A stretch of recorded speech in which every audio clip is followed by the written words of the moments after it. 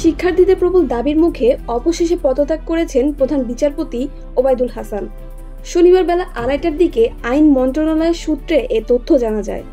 শনিবার দুপুর 1টার মধ্যে শিক্ষার্থীরা প্রধান বিচারপতি ও আপিল বিভাগের বিচারপতিদের পদত্যাগের আলটিমেটাম দেওয়ার পর প্রধান বিচারপতি এই সিদ্ধান্ত নেন।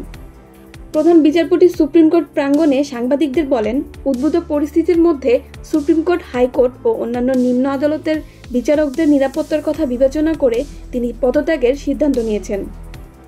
এর আগে প্রধান বিচারপতি ওবায়দুল হাসান সহ আপিল বিভাগের বিচারপতিদের দুপুর 1টার মধ্যে পদত্যাগের আলটিমেটাম দেয় বৈষম্য বিরোধী ছাত্র আন্দোলন।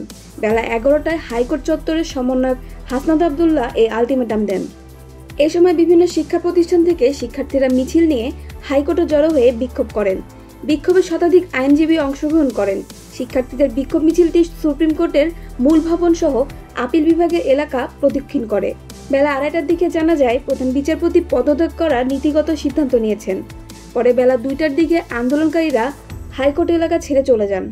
এর আগে কোটা সংস্কার নিয়ে গত 4 জুলাই প্রধান বিচারপতি ওবায়দুল হাসান হাইকোর্টের দেওয়া রায় নিয়ে আপিল বিভাগের শুনানিতে বক্তব্য দেন। সেখানে তিনি বলেন, রাস্তায় এত আন্দোলন কিসে শুরু হয়েছে? আন্দোলনের চাপ দিয়ে কি হাইকোর্টের রায় সুপ্রিম কোর্টের রায় পরিবর্তন করবেন?